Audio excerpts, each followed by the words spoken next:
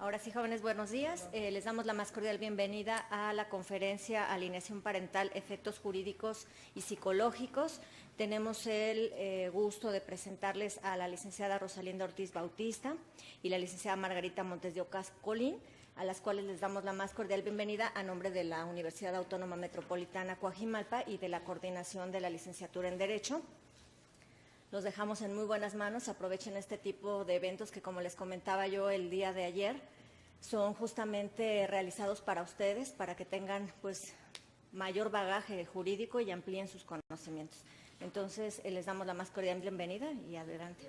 Sí, y va a dar unas palabras el doctor Culebro. Antes de comenzar a darle la palabra, pues más que nada agradecerles a las dos, a Rosy, compañeros creo que hace más de 20 años, ¿verdad? Más de 20 años. Sí, ya tiene tiempo que nos conocimos y pues uno nunca sabe que con el tiempo, nunca imaginé que íbamos a estar compartiendo la misma mesa, exponiendo estos temas frente a alumnos, y eso me da mucho gusto y bueno, también un poco en complemento a lo que decía Karina, que pues una carrera nueva, se abrió una generación, luego se expandió, luego se volvió a abrir. Pero tiene mucho entusiasmo, la carrera de Derecho viene aquí con mucho auge, hay algunas cosas que hay que atender, pero tiene mucha inquietud por aprender y por hacer bien las cosas, y pues es su casa también, ¿no? Para, si quieren algún pasante, pues, algún pasabre, aquí hay de dónde, ¿no? Hay buena materia, si no ustedes, pues sí, si conocen de alguien, y pues que ojalá que ese vínculo que ahorita comenzamos continúe para después con esos alumnos, con la carrera y con todo lo demás en todas las áreas. Pues muchas gracias y adelante. Gracias. Sí. Hola, buenos días a todos, chicos. Pues agradecerle también al doctor Jorge. Como les comentó, pues fuimos compañeros de generación. Quieran mucho a sus compañeros porque no saben cuándo lo vuelvan a encontrar, ¿no? Y pues les voy a dar el tema sobre alienación parental. No sé si alguno de ustedes ha oído hablar de la alienación parental. ¿Alguno? ¿No? ¿Sí? Bueno, les voy a dar un poco el concepto y luego vamos a entrar un poco al aspecto jurídico para que tienen alguna duda. Terminando, pues contestamos las preguntas. Mira. Bueno, la alienación parental, de acuerdo a uno de los autores, José Manuel Aguilar Cuenca, nos dice que es un síndrome caracterizado por un conjunto de síntomas por el cual un progenitor transforma la conciencia de sus hijos a través de diferentes estrategias para impedir, obstaculizar o destruir sus vínculos con el otro progenitor. O sea, el fin de la alienación parental es que el integrante de la familia, el padre, la madre o algún integrante, impida, obstruya los vínculos paternos filiales. Ahora, ¿cómo sucede esto?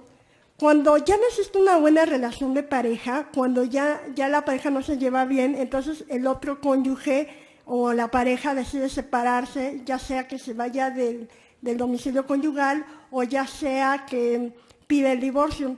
Entonces busca la separación física y legal, pero el otro cónyuge que no desea separarse todavía sigue enganchado a través de, no se separa emocionalmente.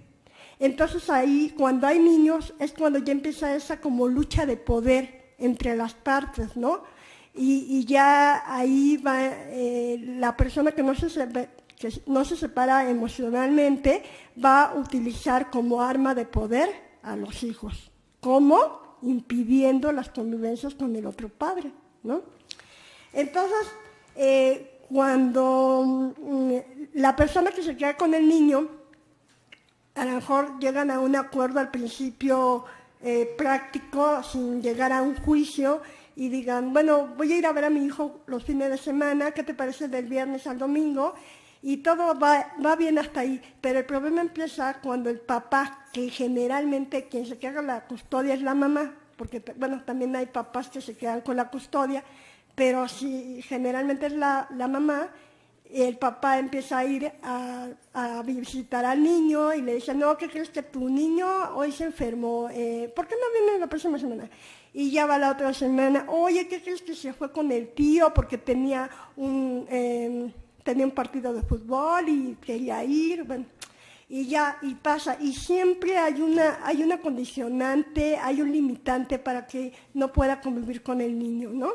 Y al final, hasta que inclusive cierra la casa, se cambian de domicilio y el otra persona, o sea, el papá, pues ya se queda sin ver a su hijo. Ya ahí, cuando empiezan esas situaciones, entonces ya vamos a entrar un poquito desde el punto de vista jurídico, ¿no? Porque ahí es ya cuando... Ay, les voy a poner aquí la... Yo no lo sé muy bien, sí, por favor. No lo sé muy bien. Ajá, bueno, esa es la definición. Otra. Ajá.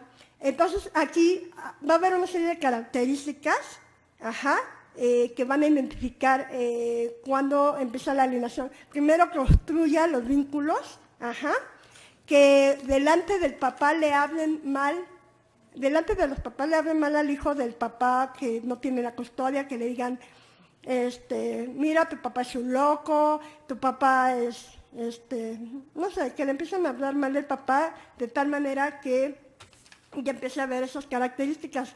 A veces inclusive presentan denuncias de hechos falsos, no denuncias falsas, denuncias de hechos falsos para que a través de eso utilizan mucho los abogados, los malos abogados, utilizan mucho para poder hacer que la otra parte deje de ver a su hijo, ¿no? A través de una averiguación previa, impedir que conozca las actividades recreativas, físicas, escolares. Oye, ¿puedo ir a firmar boletas? No, porque fíjate que ese día nada más me dieron un boleto y nada más puedo ir yo. Oye, ¿puedo ir a la primera comunión? No, porque fíjate que el padrino ya pagó y va a hacer la fiesta y tú no puedes acudir. Y entonces ya empieza una serie de obstáculos, ¿verdad?, que van a impedir que el niño pueda convivir normalmente con el papá.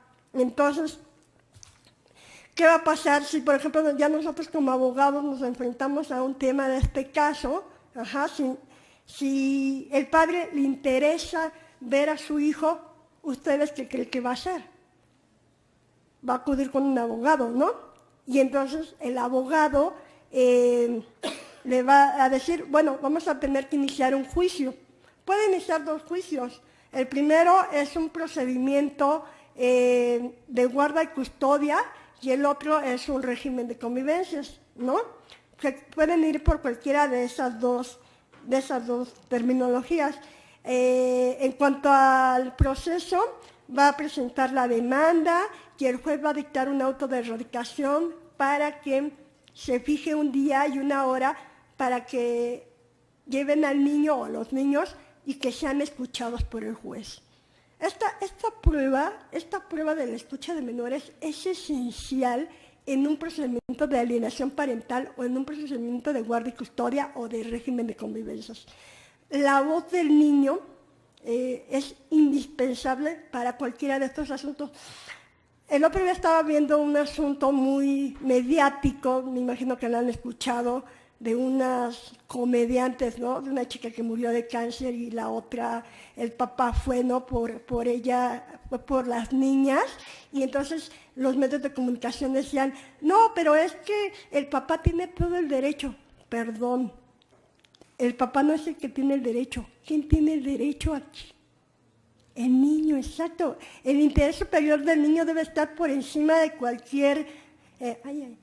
El interés superior del niño debe estar por encima de cualquier situación, ¿no? De cualquier situación, ¿no? Entonces, es importante que el niño sea escuchado en el juicio para que el juez pueda valorar a través de la escucha de menores cómo si hay alienación parental. Ahorita les platico qué es lo que tiene que escuchar el juez del niño para que pueda saber si hay alienación parental o no, ¿no? Bueno, pero luego presentamos la demanda y la escucha de menores. El juez debe de dar las medidas de protección, ¿no? va a fijar una convivencia provisional y va a fijar una guarda y custodia provisional. Luego, esa guarda y custodia y ese régimen de convivencia debe de ser de acuerdo al interés superior del niño, ¿no? Luego de ahí va a determinar pruebas periciales psicológicas, va a determinar si el niño... Nosotros como abogados no tenemos los elementos para determinar si un niño tiene o no alienación parental, pero sabemos si existe violencia a través de unas características que ahorita les voy a platicar, cómo nosotros como abogados, cuando llega el cliente al despacho, nos vamos a dar cuenta si lo que nos está platicando el cliente, el niño padece o hay estas características de la alienación. Bueno, después de las pruebas periciales psicológicas, pues ya va a venir la sentencia, en muchos casos la apelación, el amparo. A ver, en el amparo, si se dicta una sentencia definitiva donde por alguna situación no le dan un régimen de convivencias al padre alienado, y entonces se va al amparo, ante quién tiene que resolver ese amparo. Ya saben eso, ¿no? ¿Ante dónde? ¿Quién? No. Ya es una sentencia definitiva. Es una sentencia definitiva y no le otorgaron por decir las convivencias y me voy al amparo. ¿Ante qué autoridad tengo que presentar ese amparo? ¿No? El tribunal colegiado. El tribunal colegiado, es donde tengo que presentar mi amparo. Ya gané, ya me dieron la custodia, ya se comprobó que hay alienación parental, entonces me voy a la ejecución de la sentencia. Y ahí es donde ya puedo recuperar al niño o de alguna manera puedo solicitar las convivencias, ¿no? Ahora, nosotros como abogados, como les digo, no nos compete el ámbito psicológico, pero sí nos podemos dar cuenta, tanto los jueces como los litigantes, en qué momento un niño puede sufrir alienación parental. Entonces, los criterios de identificación de la alienación parental es, primero, una campaña. Estas características las da José Manuel Aguilar en el libro Niños manipulados para odiar al otro padre, SAT. No sé si han leído ese libro, buenísimo, se los recomiendo. Y de ahí uno sabe mucho, aparte de la experiencia, ¿no? Entonces, los criterios son las campañas de injurias. Es una retahíla de argumentos aprendidos que el niño va a decir, que a lo mejor la mamá ya previamente lo manipuló, ya le lavó el cerebro para que empiece a decir, no te quiero ver porque, ¿qué crees? Nos dejaste por tu amante y pues ya no te quiero. No te quiero ver porque mi mamá me dijo que eres una loca. No te quiero ver porque no das dinero, no das la pensión alimenticia. Entonces ya empiezan una serie de argumentos. Esa es la primera característica. Cuando ya vean que hay eso, ¿no? Característica de alienación parental. Otra es la ausencia de ambivalencia, odio hacia el progenitor. Es decir, en este caso, ni todo mundo es odiado, ni todo mundo es odiado. Siempre hay como un término medio. Pero en el caso de la alienación parental, el niño odia sin condiciones ni fisuras al progenitor alienado. Al que no tiene la custodia. Lo odia. No sabe por qué, pero lo odia. Entonces su principal valor para él va a ser el odio. El odio hacia el papá no custodio. Entonces van a crecer con un desmoramiento de las estructuras de los valores. Luego viene lo que es la autonomía del pensamiento. En los primeros momentos se utilizan frases prestadas del progenitor alienado, pero luego ya ellos crean sus propias ideas. No te quiero ver porque no quiero, porque estás loco, porque eres un borracho, porque te fuiste con el amante. O sea, palabras que en el niño no... ¿Están de acuerdo que un niño no sabe lo que es amante? no sabe qué es. El otro día escuché uno que decía, no te quiero ver porque ejerces violencia intrafamiliar. O sea, increíble, ¿no? Increíble. Entonces, son conceptos que un niño, así tenga 15 años, no maneja. Es porque ya se los dijeron y lo estuvieron manipulando para que el niño diga ese tipo de características. La defensa del progenitor alienado es cuando, de alguna manera, ya va a tomar partido en el ámbito de la alienación. ¿Y por quién va a tomar partido? Por el papá alienador, el que le está manipulando. Y al otro, pues, lo trata mal. La ausencia de culpabilidad. No hay sentimientos de culpa en el niño alienado. Y eso le permite llegar a los conceptos, a los niveles de denigración más terribles o más irracionales que ustedes se puedan imaginar. Es compatible con la explotación económica. No me tienes que pagar el colegio del Ibero para, vale, no sé, 50,000 pesos, no sé, el semestre, y tú me lo tienes que pagar porque eres mi papá. Oye, pero ¿podemos vernos el fin de semana? No, eso ya no te toca. Nada más tu obligación es pagarme, darme dinero, cómprame un iPhone, cómprame un Xbox, cómprame aquí, llévame aquí, pero nada más. Tú ni siquiera tienes derecho a verme, pero sí tienes derecho, tienes una obligación, y eso no está bien. Eso habla de un niño ya manipulado. Escenarios prestados es cuando tiene presencia de escenas, conversaciones y términos que el hijo adapta como propios o vividos en primera persona. ¿Te acuerdas cuando te llevaste el carro de mi mamá y nos abandonaste? Yo tenía 2 años y me acuerdo perfecto. O sea, increíble, ¿no? O sea, ¿quién se acuerda de los 2 años realmente? Digo, no es porque no necesitamos a psicólogos para no saber que un niño a los 2 años no tiene el mínimo recuerdo, ¿no? O sea, ya es algo que le está diciendo la mamá o la familia, inclusive los abuelos, le están ahí machacando, ¿no? Y pues utiliza extensión del odio al entorno del progenitor alienado. Pues no solamente odia al padre, también odia a los abuelos, a los tíos, a los primos, a los que en un principio quería. Ya pasó el tiempo, ¿no? Entonces ahora ya los odia. El tiempo como estrategia de alienación. Un niño para poder generar un apego con su padre, ¿no? Tiene que tener actividades con él, tiene que verlo, frecuentarlo. Pero ¿qué pasa?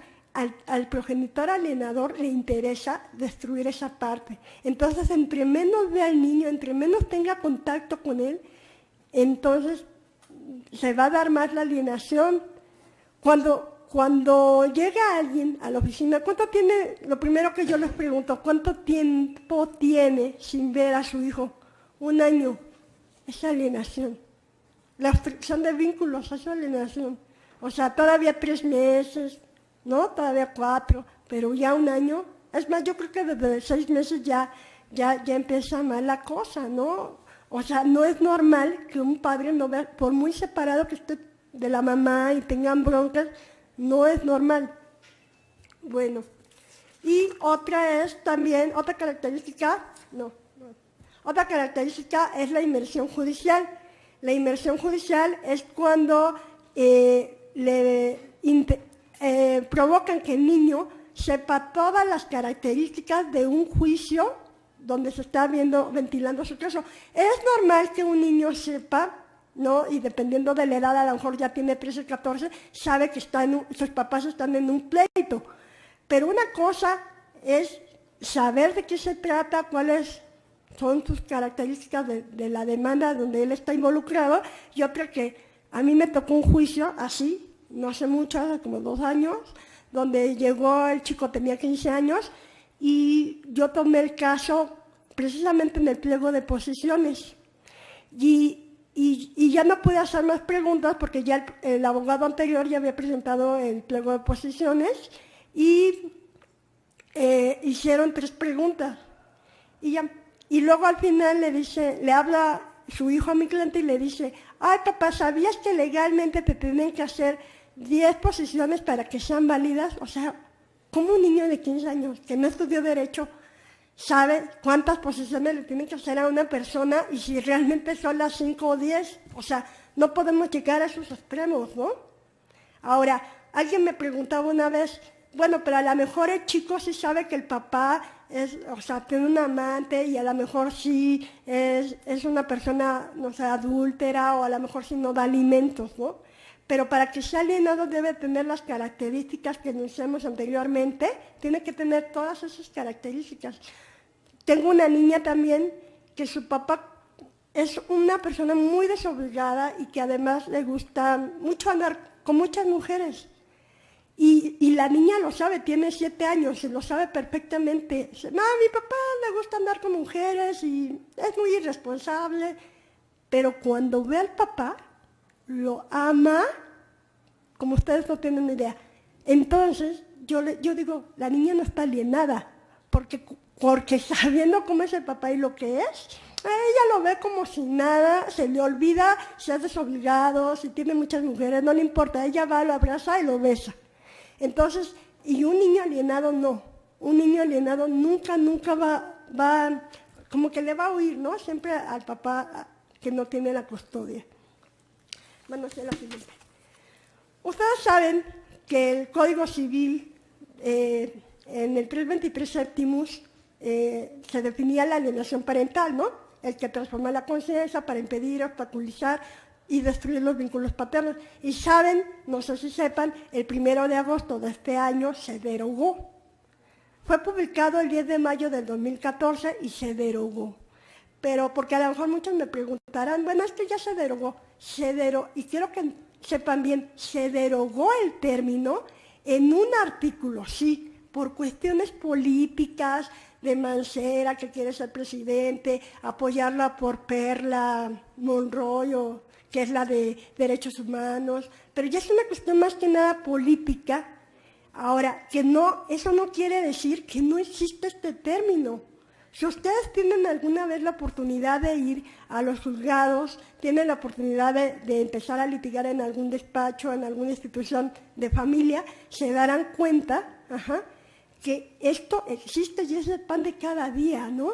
Entonces, el hecho de que esté derogado en el Distrito Federal no significa que no existe. Muchos, y ustedes lo verán a lo mejor en las redes sociales, dicen, es que ya no existe. No, perdón. O sea, no existe en el código, pero es un término que a diario los juzgadores del Distrito Federal lo ven y lo saben que existe. A lo mejor no con la palabra alienación parental, pero sí como una manipulación, ¿no? Entonces, es bien importante que ustedes tengan en cuenta, porque además, la Suprema Corte de Justicia, cuando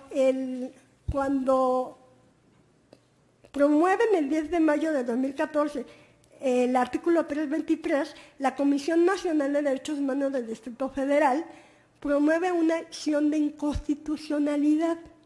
¿Qué es una acción de inconstitucionalidad? Es como un tipo amparo en contra de un artículo. Entonces, promueve esta acción ante la Suprema Corte y ¿qué creen? Que la Suprema Corte a la fecha, a pesar de que ya está derogado el artículo, no ha dicho nada, porque yo he tenido la oportunidad de ir a ver algunos ministros de la Corte, a Piña me parece, y a otro Fernando, y ellos están conscientes que la alienación parental existe, a lo mejor no como un aspecto psicológico, pero sí como un concepto jurídico, como algo de violencia intrafamiliar. Entonces, a la fecha, tomen bien en cuenta eso cuando les lleguen a preguntar, es que la alienación parental no existe. No, perdón, o sea, no existe como a lo mejor un aspecto psicológico, pero sí en un aspecto jurídico. Inclusive también hay una acción de inconstitucionalidad, si lo pueden checar ahí en la página de la Suprema Corte, ahí tienen el número de expedientes, el 11/2016, también el Código de Oaxaca, la Comisión Nacional de Derechos Humanos, pero la nacional promovió una acción de inconstitucionalidad contra esos artículos. Entonces, al parecer, la Suprema Corte va a apoyar este tema a través de este código.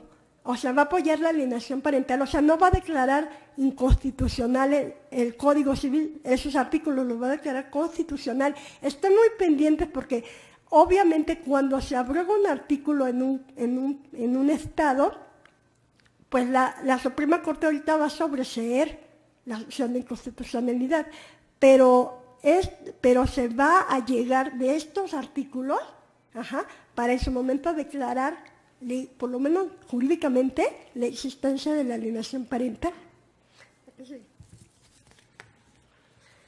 También tenemos otros estados de la República que ven no solamente la alienación parental, no solamente es el DF, también están en Aguascalientes, Baja California, Coahuila, Colima, Durango, Guanajuato, Jalisco, Morelos, Michoacán, Nuevo León, Querétaro, Tamaulipas, Veracruz y Yucatán, o sea, y Oaxaca.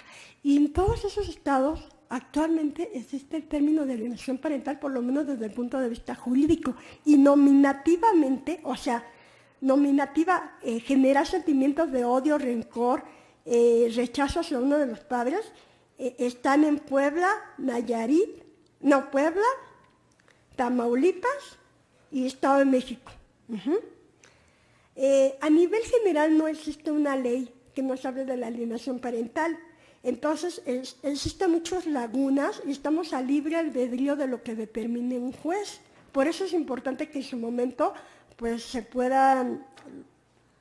podamos buscar los elementos a través de los diputados, senadores, ¿no? Que ellos legislen sobre la alienación parental, inclusive también pueden buscarlo en el internet, está la senadora Lisbeth Hernández Lecona de la Comisión de Familia. Ella inclusive promovió, me parece que en marzo de este año, que se legislara respecto de la alienación parental. También deben de conocerlo ¿quiénes son los que más deben de conocer la alienación parental? Aparte de los abogados, nosotros como profesionales, pues los legisladores, los jueces, ¿verdad? Que son los que llevan los casos, los secretarios de acuerdo, los ministros, los magistrados, todos tienen que saber sobre este tema porque es algo, si a mí me tocó en mi generación estarlo viviendo, yo no quiero pensar, cada día va creciendo más este tema por desgracia, y ustedes como abogados lo van a vivir más, mucho más. Entonces tienen que tener este conocimiento sobre el tema, tienen que saber muy bien sobre el tema para que cuando ustedes se lleguen a topar con casos así, digan, es alienación parental. ¿Ok? Bueno.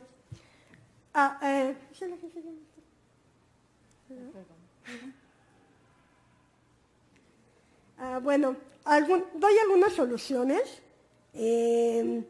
Crear una ley general de erradicación de la alienación parental y crear leyes en cada estado. Necesitamos el conocimiento de parte de los legisladores, senadores, diputados, los que les comentaba. Especializar a los profesionales del derecho, empezando por los jueces, secretarios de acuerdo, y la administración de justicia. No sé si alguno de aquí ya ha litigado. ¿Alguno ha estado litigando? ¿No? Bueno, es una pesadilla. Ya les tocará, porque no solamente te enfrentas al sistema de justicia, sino te enfrentas a la administración de justicia, te enfrentas a los secretarios de acuerdo, te enfrentas a un técnico judicial que no te quiere hacer el oficio, que no venga mañana, que venga después. O sea, realmente eso hace que el sistema de justicia vaya alargando y vaya permitiendo que entre más tiempo pase, el papá no pueda ver a su hijo, ¿no? El sistema de justicia es lo peor que tenemos, no sé si en este país o en varios, para lo que yo he leído parece que es en varios países, pero de nosotros depende como profesionales buscar los medios. Ya desde ahorita lo estamos haciendo un poco, vamos poniendo nuestro granito de arena ante las autoridades para que se apuren. Oye, hay esto, ayúdanos. O sea, dicta un autorradicación, dicta un régimen de convivencias, porque luego, desde que inicia la demanda, que por ejemplo le inicio hoy, 13 de octubre, y apenas el 13 de noviembre me están dictando un auto de admitorio, o sea, no es posible. Entonces, de aquí a que contesta la otra persona la demanda, y entonces de aquí a que se dicte el auto para que se señale fecha de audiencia, pues ya hay un montón, pues ya me dictaron la fecha de audiencia para marzo, si bien me da. Entonces, ¿ya cuánto tiempo dejó el papá de ver al niño? Ya estamos hablando de 6 meses. ¿Y qué tal si a la señora se le ocurre no ir a la audiencia? Entonces empiezo a aplicar medidas de apremio, pero en lo que va, ya corrieron 2 meses más. Entonces, imagínense cuánto tiempo de la Administración de Justicia para que ya no el papá, el niño pueda ver a su padre. ¿Cuánto tiempo pasa? Mientras la madre que va haciendo, ¿no? Manipulando al niño, pues ella feliz que no lo vea, ¿no?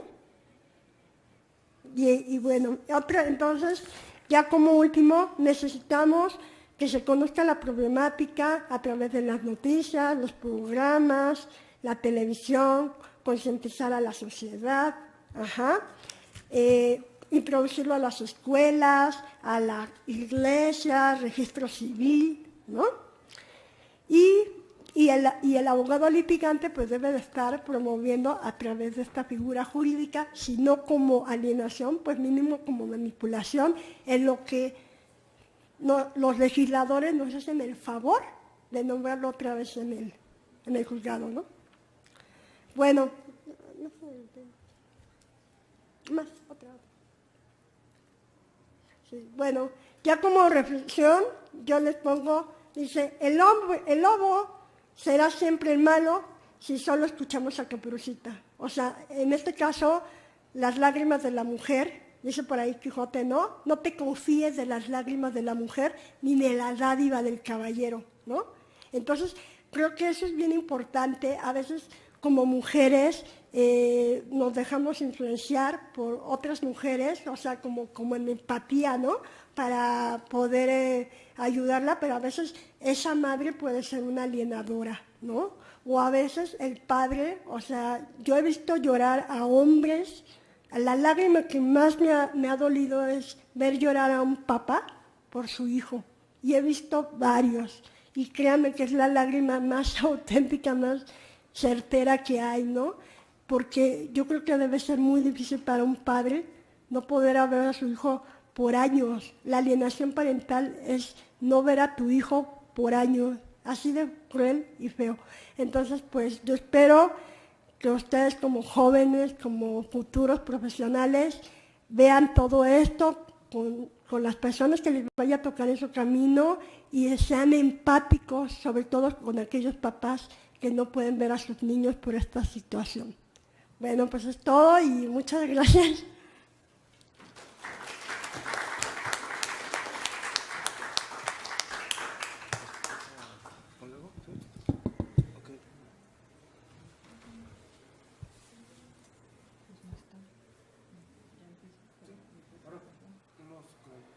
Una presentación por ese de la psicóloga en complemento a lo que decía el licenciado Ortiz.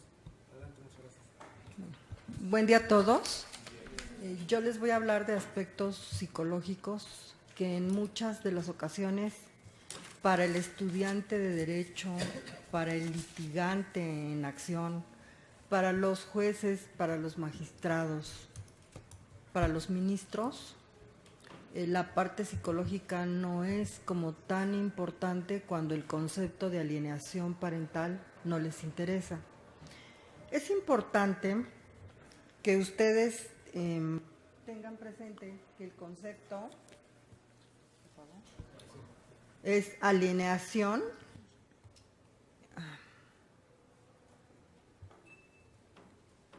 y que lleva una E. No es de como cuando decimos voy a llevar el carro a que lo alineen, ¿no? Lleva la E y se los enfatizo porque en las primeras reformas que se hicieron a los códigos de la Ciudad de México aparecía sin la E. Y esto era un factor hasta de burla, ¿no? Porque lo habían escrito mal y decían, están alegando, están discutiendo de alienación parental y les faltó una E. Entonces, a veces ni siquiera quienes trabajamos con este concepto lo sabemos pronunciar y es importante hablar de alienación. Ustedes escucharon seguramente de una película que se llamaba Alien, el octavo pasajero, ¿no? Y alien tiene que ver, alien es un concepto que viene de los norteamericanos. Alien quiere decir desadaptado. De hecho, a nosotros, cuando nos vamos de mojados para allá, no tanto nos dicen mojados, sino nos dicen aliens, porque para ellos nosotros somos desadaptados de su cultura.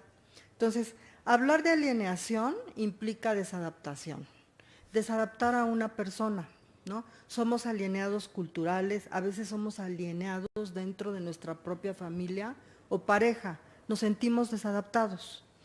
Alien tiene que ver con eso y es muy importante que quede claro. Padre alienador es el que ejerce la campaña de desacreditación ante el hijo. ¿A quién va a desacreditar? Al otro padre, al que no tiene la guardia y custodia, con el que no vive regularmente, ¿no? Esto no implica que también sea tan unilateral. A veces ambos padres tienen su campaña de alienación según les toque convivir con el hijo. Y ubíquense ustedes que quien está en medio sufriendo todo esto es el hijo o la hija, ¿no? Nosotros cuando nos divorciamos quedamos en libertad de escoger otra pareja. A veces ni ha pasado el año y ya andamos con otra persona, ¿no? Y en muchas ocasiones esas personas con las que andamos se las presentamos a nuestros hijos, ¿no? Y en muchas ocasiones, dile papá o dile mamá. Hemos tenido asuntos en donde la mamá obliga al hijo a que en su cuaderno de la escuela, en sus cuadernos de la escuela, diga el apellido del novio en turno. Y entonces imaginen, nosotros como adultos, yo puedo tener otra pareja, mi exmarido puede tener otra mujer, las que él quiera, decenas o centenas, igual yo. Pero los hijos quedan en estado de indefensión cuando no pueden elegir otro padre ni otra madre. Ellos saben que tienen un padre biológico y una madre biológica. Ayer en terapia yo escuchaba en el cubículo contiguo cómo lloraba un niño de aproximadamente 9 años y le gritaba a la terapeuta que él no quería tener 2 casas. La terapeuta le decía como ventaja, vas a tener 2 casas, vas a tener 2 navidades, 2 fiestas de cumpleaños, y él decía, yo no quiero eso, yo quiero mi casa en donde vivían mi papá y mi mamá juntos, por favor, le decía, le gritaba, ¿no? Por favor, dile a Dios que mi papá y mi mamá vuelvan a estar juntos. Entonces, yo quiero, antes de comenzar a desplazar mis diapositivas, que ustedes piensen que la parte psicológica es muy importante, y hoy en día ha crecido muchísimo el interés por parte del abogado y del estudiante de Derecho para saber y acercarse a qué hace un psicólogo. Y también yo les digo, más les vale interesarse en lo que hacemos nosotros y no es una amenaza. Los psicólogos estamos cometiendo muchas trampas en los peritajes, estamos presentándonos como peritos sin ser expertos. ¿Qué quiere decir perito? Experto en una materia. Y entonces, como un peritaje se paga muy bien, mínimo 7,000 pesos, 9,000, 12,000, 15,000, son para Kalimba, se llama el cantante este que estuvo, ¿no? Son para él a 70,000 pesos cada peritaje psicológico. Entonces, imaginen el dinero que representa para un psicólogo la oportunidad de tener un peritaje. Aquí hay una mancuerna diabólica. El abogado, y con todo respeto lo digo, no me gusta generalizar, pero hay abogados terribles, hay abogados a los que cuando ven que el pleito tiene la mayor leña y es leña verde, al abogado le conviene, porque es cuando más dinero puede sacar, y le conviene que el conflicto se haga mayor. Entonces, a veces hay mancuernas de un abogado de este tipo y de un psicólogo que dice, mira, yo tengo cédula y yo digo que soy perito porque a los psicólogos solo nos piden esto. Chicos que están con su celular, por favor. A los psicólogos solo les piden esto. Sí, es importante, están en una conferencia y con todo respeto, pues el celular, aprendan a tolerar la frustración y el celular es para otro momento, no en una conferencia. Ajá. Entonces, y si gustan pueden salir, pero a mí sí me importa mucho que cuando estamos hablando haya ese respeto, y ahora no toleramos la frustración hablando de frustración, porque el celular es nuestra guía de todo el tiempo, ¿no? Entonces, aquí esta mancuerna diabólica de la que yo les hablo, pues yo te pongo peritajes y me das un porcentaje y tenemos el gran negocio. Por ahí anda una psicóloga que hasta está reconocida en el código ético, que a mí me da vergüenza que se diga psicóloga, porque lo único que hace es estar en mancuerna con este tipo de abogados y dedicarse incluso a enseñar a los padres que van a presentar una evaluación pericial a cómo se contestan las pruebas, ¿sí? Entonces ella dice, no te preocupes, te van a poner a dibujar y tú empiezas por aquí y no pongas esto y pone esto, y en esta prueba en donde te ponen frases incompletas, tú pones esto, entonces, y cobra bien, ¿no? Qué lamentable si también pensamos que a veces en el metro venden las pruebas psicológicas para que tú tengas acceso a ellas. Entonces, cuando hablamos de periciales en materia de psicología y en el área familiar, del derecho familiar, hay jueces que no toman una decisión si no leen el peritaje del psicólogo y basan muchísimo su decisión en la pericial del psicólogo. Entonces, imaginen cuando uno se vende como experto en psicología y no eres experto en psicología. Tú debes tener, ¿no?, mucha pericia, sobre todo primero en la parte clínica, en un examen del estado mental. El examen del estado mental se lleva a cabo cuando tú entrevistas a una persona. Y ninguna prueba en psicología, en materia de psicología, ninguna prueba sustituye a la entrevista y a la observación que se hace. ¿Qué voy a observar en un examen mental? Primero tu apariencia, ¿no? Si hoy es un día tan frío y se viene a dar una conferencia a una institución tan respetable como esta, que nosotras viniéramos con blusa ombliguera, con bisutería escandalosa, con un maquillaje incluso escandaloso, nuestra apariencia no tendría que ver con el clima. Todo eso nosotros como psicólogos comenzamos a observar, ¿no? O sea, que la persona esté orientada en tiempo, lugar y persona, cómo es su afecto. Si, como ustedes vieron cuando presentaron a la Barbie ante los medios de publicidad, que se estaba riendo, que se está riendo, tú dices, el afecto no corresponde. Es como si fuéramos a un velorio y te soltaras a reír, o llegaras con una vestimenta que tampoco va al lugar, a un velorio. Observamos la conciencia, observamos la motricidad, el tipo de lenguaje, si es lento, si es rápido, ¿no? Entonces, sí se requiere una pericia. Y yo quiero que ustedes como abogados se ubiquen en un caso que yo les quiero contar. Antes mi presentación es cortita, pero el por qué les conviene estar empapados de estos aspectos psicológicos. Es una pareja, se separan, la señora comienza a poner el cuerno y el señor dice, pues yo no me quedo atrás, ¿no? Jóvenes los dos, y para demostrarte que no me quedo atrás será con tu mejor amiga. Y así es, ¿no? Entonces, mi mejor amiga, ¿no? Esto enardece y viene la separación. Viene el divorcio, los jueces dictan sentencia. Lamentablemente en nuestro país no hay una revisión, no hay una supervisión después de que se dicta sentencia. No hay. Se dicta sentencia y se dicen muchas cosas. Que vaya al psicólogo un año. Perdón, no se receta ir al psicólogo. Para ir al psicólogo se requiere nivel de introspección. ¿Y qué quiere decir nivel de introspección? Yo darme cuenta qué tengo que cambiar yo para poder tener una buena relación con ustedes.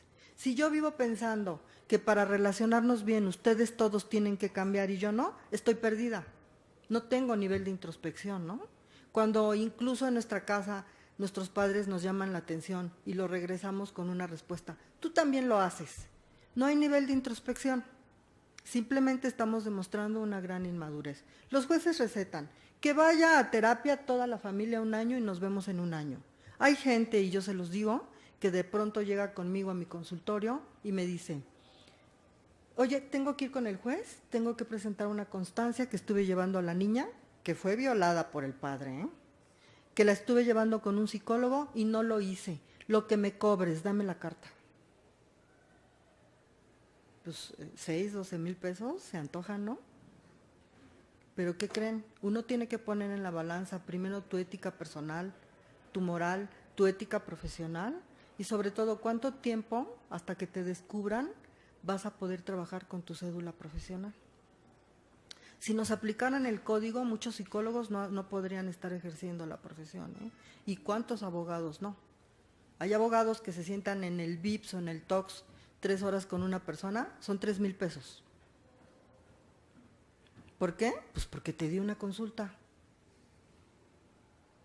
Pero no estamos en una oficina, estamos en el TOX, son 3,000 pesos.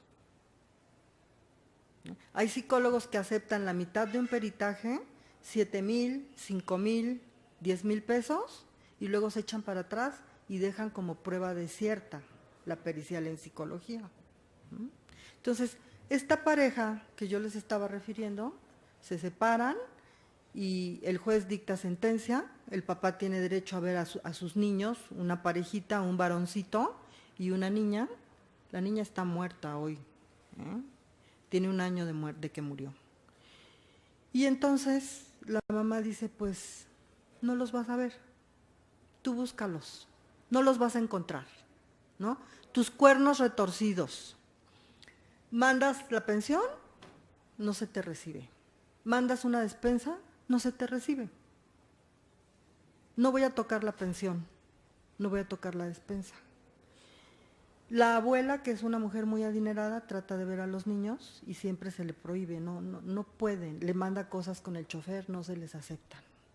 Pasan 4 años, por fin, después de algunas estrategias de otros abogados, logran que se reanude lo que se había hablado como convivencia.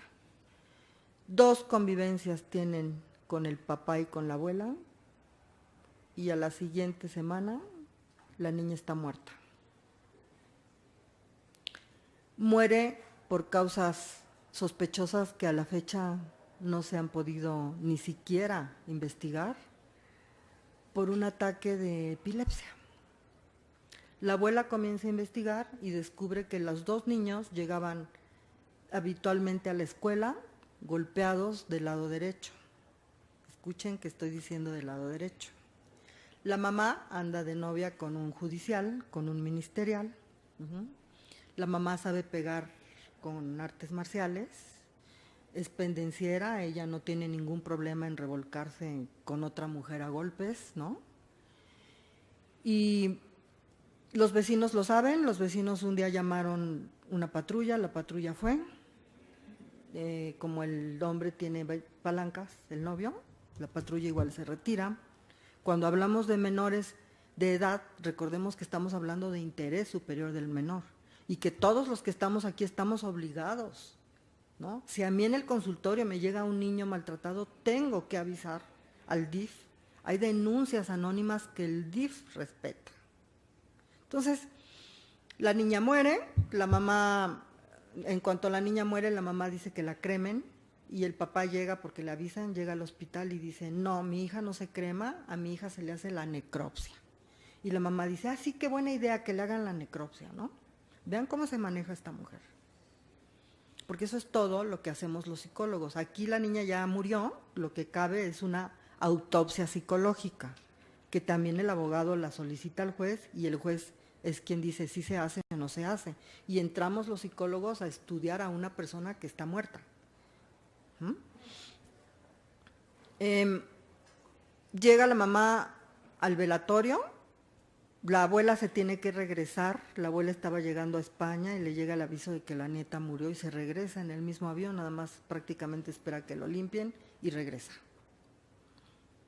Llega al velatorio la abuela dice, se ve el engalloso, yo lo pago, era mi princesa, la abuela desecha, y no bajan el cuerpo, y no lo bajan. Entonces la abuela va y dice, oiga, ya mi nieta tiene mucho que la trajeron, y no lo bajan el cuerpo. Pues señora, ¿cómo lo vamos a bajar? Si la mamá lleva horas maquillando a la niña y vistiéndola. Curioso porque la señora llegó al velatorio en silla de ruedas porque del dolor como madre que perdió a una hija no podía ni caminar. Llegó gritando y llorando y de repente se desapareció y se fue a meter a donde había que vestir a la niña y prepararla para subirla y ser velada. Menos de un mes de que la niña murió, la señora en el Facebook, con medio seno salido, compartiendo en redes, ¿no? Y en el cementerio, siempre con su celular, no rezaba, no ponía una flor, llevaba al otro niño que la abuela exigía que llevara. El hijo mayor, ¿ustedes lo ven? Como abogados les recomiendo mucho que estudien qué es el trastorno esquizoide de la personalidad y qué es la personalidad limítrofe, borderline.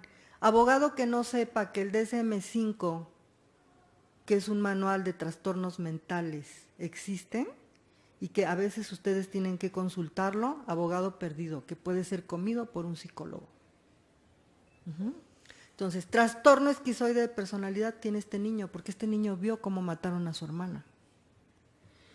Se hace la necropsia, las necropsias, pues yo he llevado alumnos a las necropsias, hagan de cuenta que tienen tanta gente a quien hacerle la necropsia, que pues sacan cerebro seguro, ¿no? ¿De qué murió un balazo? ¿Dónde? Por aquí. Ah, pues aquí está la bala, ciérralo y vámonos. Y así es la necropsia de la niña, no se indaga si está violada, pero yo tengo las fotos de la necropsia. Lamentablemente no puedo mostrárselas porque es un caso que está abierto. La niña tiene un coágulo terrible aquí en el lado derecho. Aquí en su barbita le falta un pedazo de carne, como si se lo hubieran arrancado con una uña. Todo su bracito derecho está golpeado y su piernita derecha está golpeada. Imaginen ustedes si se hace una investigación inmediata. El cerebro ya no se puede investigar porque el cerebro a los 3 días y con el calor, si está haciendo calor, se va a licuar. Cuando tú abres cavidad craneana, el cerebro sale como vómito después de 3 días, se licúa. Entonces, nada que investigar, pero aquí, jóvenes y señoritas, aquí lo terrible es que el juez que llevó el asunto, un juez de la Ciudad de México, en el total desinterés, en la total indiferencia y hasta sarcástico con la abuela. Y la mujer riéndose de la impartición de justicia, ¿no? Hay una niña muerta, no es la primera que muere bajo estas circunstancias, en cuestiones de disputas familiares, de divorcios y separaciones conflictivas. El hermano, por supuesto, al papá le dice te odio, a la abuela le dice eso debiste hacer, 4 años que no nos viste y ahorita ¿por qué lloras por mi hermana? Porque es un niño, es un jovencito totalmente alienado. Es un joven que tú lo ves de frente y no te tolera la mirada de frente, se le van los ojos en blanco. Cuando tú le fijas la mirada, yo lo acabo de ver hace 15 días y lo saludo y no me acepta la mirada, se le van los ojos en blanco, se le quedan en blanco, no tolera el contacto social. Y habla como robot y camina como robot. Ese es el trastorno esquizoide de personalidad en su máxima expresión. Ahora piensen ustedes como abogados, ¿qué me preguntarían a mí como psicóloga si yo fuera su perito? ¿Qué quieren que yo investigue de esto en una autopsia psicológica? ¿No? Ya la abogada les dijo que es la alienación parental. Es un concepto introducido por el doctor Gardner que ha sido calificado hasta de pedófilo, con tal de que el concepto no tenga validez, ¿no? ¿En qué consiste? Pues rápidamente, hijo, como decía la maestra, hijo, tu papá nos dejó por otra mujer, tu papá no nos quiere, tu papá no te busca y resulta que las llamadas están siendo interceptadas y los regalos están siendo interceptados. Digo papá porque se da más en hombres, porque los jueces regularmente dejan los niños con la mamá, porque parece que porque somos mujeres tenemos nuestra aureola de santas, puras, virginales, bondadosas y castas, ¿no? Incapaces de golpear, incapaces de encajar un cuchillo, incapaces de manosear niños, incapaces incluso de violar niños. Ese es un gran paradigma que impide juzgar a la mujer, ¿eh?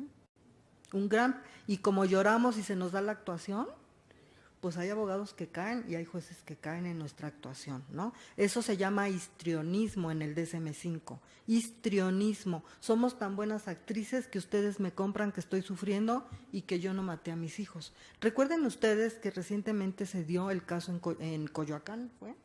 De esta señora Mireya que mató a sus 2 niños, tres y sus padres, ¿no? Y parece que esta señora es ahora la bandera de todas las feministas y de todas las mujeres víctimas y oprimidas. Perdonen ustedes, cualquier psicólogo clínico y psiquiatra les diría que para matar a un hijo hay que tener un trastorno. Pregunten a sus padres y cuando un hijo nace, lo primero que uno como madre, no es verdad que los amas cuando nacen, no es cierto.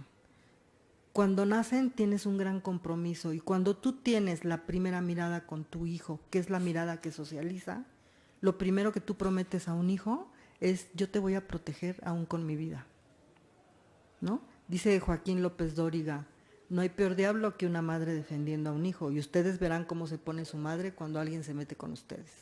A veces los hijos nos tienen que decir, mamá, un poquito de educación, ¿no? Eres psicóloga, me vale. ¿Quién te hizo algo, no?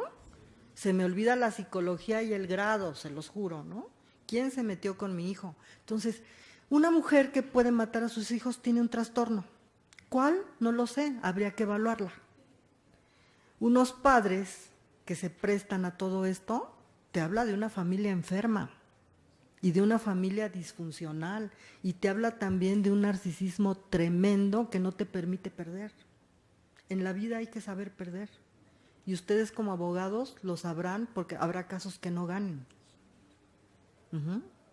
Entonces aquí, esta campaña se da. Hay muchos síntomas que ya les mencionó la maestra que te hablan de que un niño está alienado, pero también hay adolescentes alienados. Y no es que te alienen en la adolescencia, es todo un tiempo que te ha llevado a estar alienado, ¿no? Hay distintas estrategias. La madre generalmente se victimiza. Jean Piaget hablaba de recuerdos sembrados. Y hay niños que tú le dices, entre más pequeños estén, eso funciona más. Oye, hijo, ¿te acuerdas que cuando tú eras un bebé, tu papá me golpeaba y tú te levantabas en tu carriola y le reclamabas? Y el niño, sí me acuerdo, mamá. Sí, y no es verdad. Jean Piaget habla de estos recuerdos sembrados. Entonces, muchachos, ¿qué se requiere? Un perito, un experto en psicología para decir, esto no es verdad, esto es mentira, y yo lo demuestro a través de estas pruebas y a través de esta metodología. ¿Cuál es el objetivo? Pues voy a destruir el vínculo, ya no te gané con nada, ya me robaste años de juventud, me enamoré de ti, me cuerneaste, lo que sea, pues te voy a dar donde más te duele. Y te empiezas a dar niñazos, hijazos, ¿no? Ahora, ¿cuál es con lo que te vas a atacar? A través de los hijos. Obviamente, el interés superior del menor, pues queda peor que un trapeador de supermercado, ¿sí? Queda terriblemente vulnerado. Esto es muy perturbador, porque lo vemos, la maestra les hablaba de mentiras. Bueno, hay niños que dicen, mi papá me metió su cola de perro en mi colita. ¿Y cuándo te la metía? Cuando yo estaba sentada en la taza del baño, mi papá entraba y yo estaba haciendo popó y mi papá me decía que abra la boca y me metía en mi boca su cola de perro. No, pues hay psicólogos, y voy a decir con todo respeto y sin generalizar, institucionales de la PGR, de la PGJ, que no tienen experiencia y enseguida escriben, el niño dice y entonces esa es verdad divina. Y el niño está abusado sexualmente o como llaman violación equiparada, que parece que es un término, un concepto mal utilizado el hablar de violación equiparada. Y entonces esa persona, ese padre, se queda en prisión a veces 1 año, año y medio, y sigue siendo, está siendo procesado. Cuando esto ocurre, cuando la alienación parental ocurre, estamos afectando 3 generaciones, escuchen eso, como la violencia, como el homicidio y como el suicidio, afecta psicológicamente y salud mental de 3 generaciones. Esta señora que mató a sus 3 hijos y se murieron sus padres y ella, afectó a 3 generaciones. La historia no se acaba con que la sepultaron o la cremaron. La historia sigue. Cuando somos familiares de secuestradores, de homicidas, nos están afectando 3 generaciones. Ajá. Entonces aquí, bueno, todo esto va contra el padre, que generalmente no tiene la custodia. Cambios de domicilio, cambios de escuela, a veces las escuelas colaboran y el papá no puede ni pararse en la entrada porque llaman una patrulla. Visitas en centros de convivencia. México tiene carencia de centros de convivencia. Hay 2 importantes que son grandes, pero el centro de convivencia, la mamá llega y deja al niño, el papá llega y entra y puede convivir con el niño 4 horas o 2, según lo determine el juez. 2. Hay algunos que 4, ¿eh? Y entonces la mamá no puede estar en esa convivencia.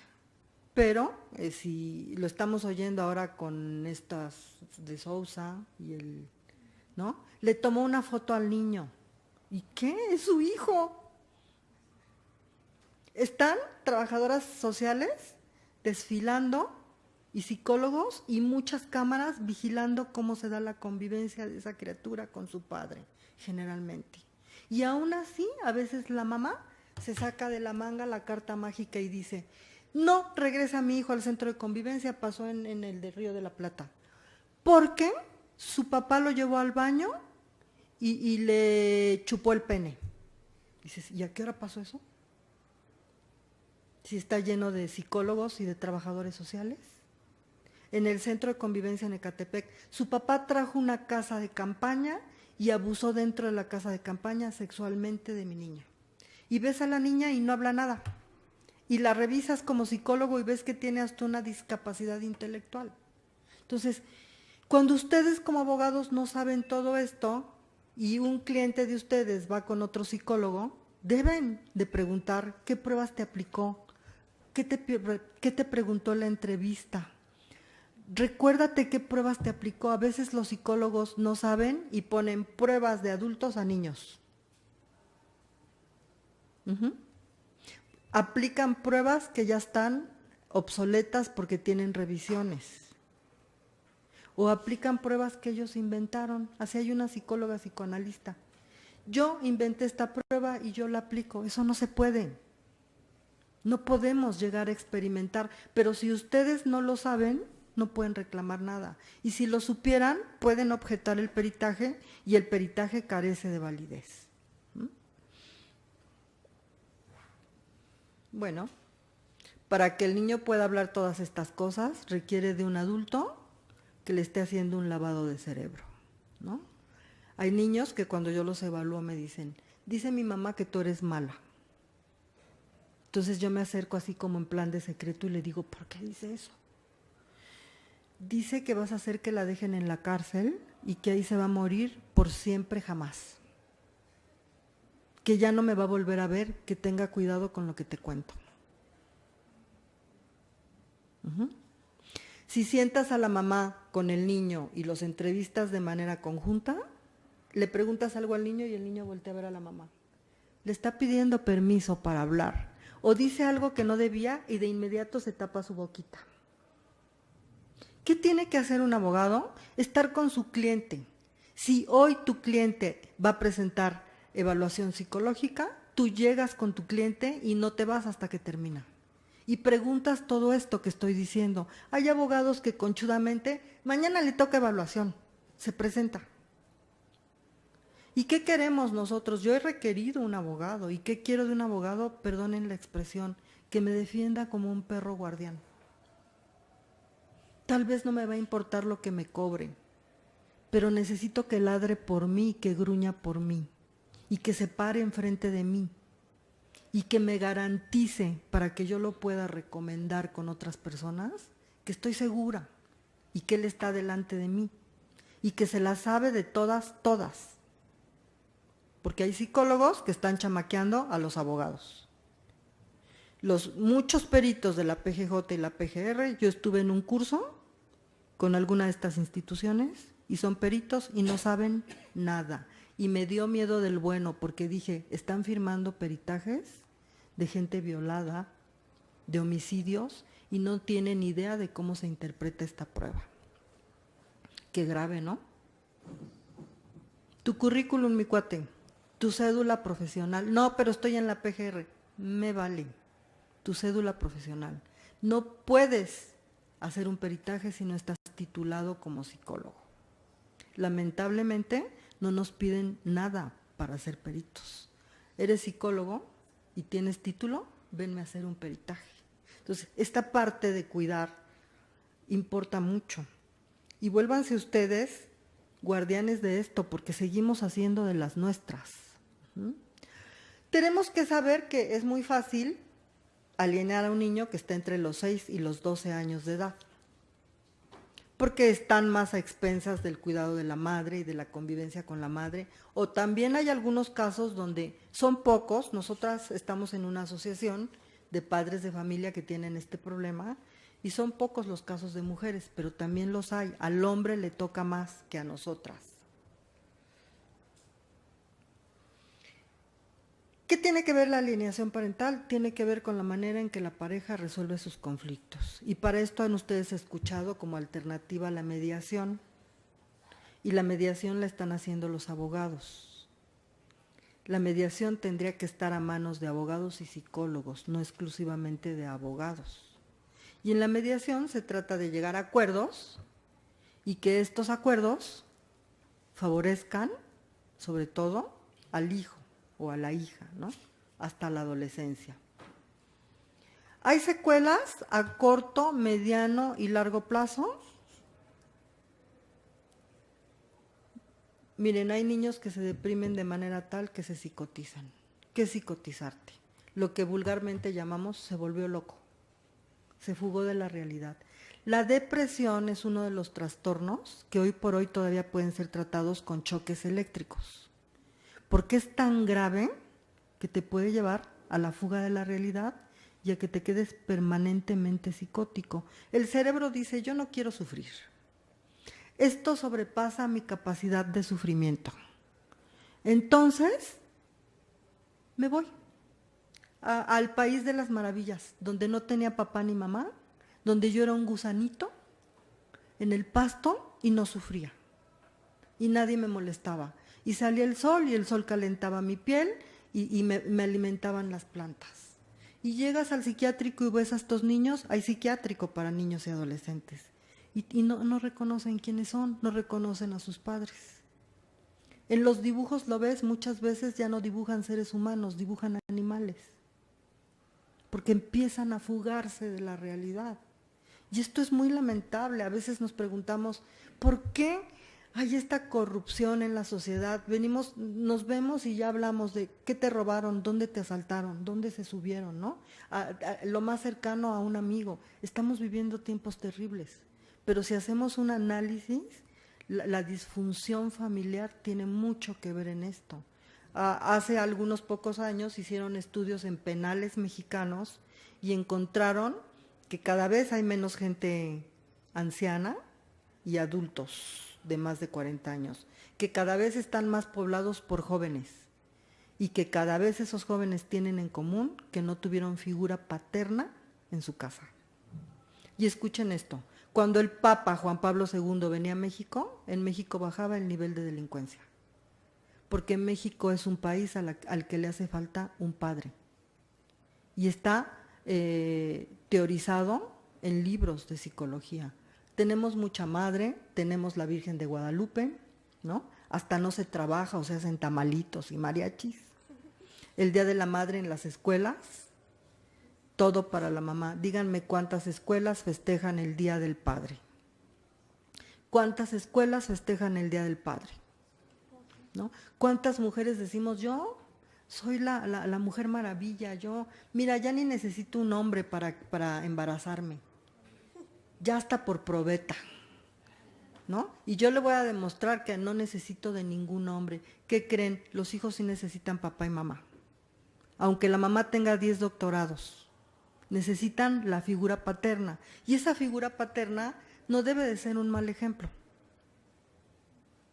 No es mujer tras mujer, sin un trabajo, ¿no? O haciendo de todo y de nada. Los hijos necesitamos ver a nuestro padre como un superhéroe. Para las mujeres, nuestro primer gran amor es nuestro padre. Y para los hombres, su primer gran amor o su primera gran decepción es su madre. De ahí que nos relacionemos como pareja a veces de manera muy defectuosa. Y vamos de fracaso en fracaso. Tendríamos que revisar cómo está la relación con nuestros padres. Y es aquí donde vemos los efectos a corto, mediano y largo plazo. A corto plazo, primero tú, la alienación parental te va a alienar de ti mismo como persona. Perdón, no es cierto. Primero es de tu familia. Entonces te comienzas a sentir un extraño en una familia donde todo el mundo está peleando, donde la mamá te habla mal del papá, donde vas con la abuelita y te habla mal de tu papá, donde las tías, entonces te comienzas a sentir extraño dentro de tu familia. A mediano plazo, la alienación es de la sociedad. Si yo ya no puedo hablar de cómo conviví con mis padres, como están hablando mis compañeros, mejor me callo, me siento extraño. Si yo no tengo el apoyo o la convivencia con mi papá, como me platica mi compañero, a lo mejor invento que sí la tengo. Me empiezo a sentir extraño. Y la peor, la más grave, es cuando te alienas de ti mismo, porque es cuando te vas a la psicosis, a la fuga de la realidad, a la locura.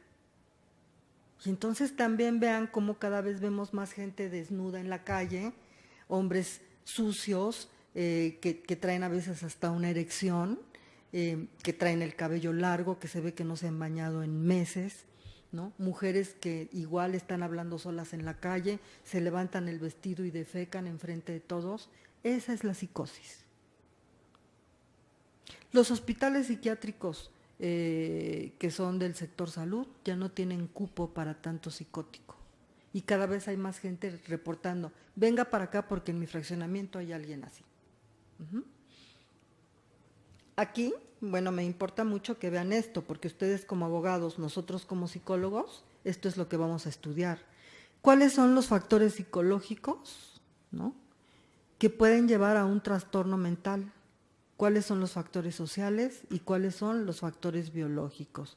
El cerebro del no nacido, del feto, del producto en embarazo, también tiene consecuencias cuando una mujer es agredida o violentada y ese cerebro de ese niño nace con cicatrices y nace con propensión a conductas antisociales por el daño sufrido durante el embarazo. Esa será una tarea. Ya es posible que un abogado hable no solo del daño a su clienta, sino también del daño al producto en gestación. Y el daño es directamente al cerebro, porque cuando la madre está segregando adrenalina todos los días y neurotransmisores que afectan al cerebro, no es lo mismo de repente que todos los días, entonces el cerebro se va cicatrizando.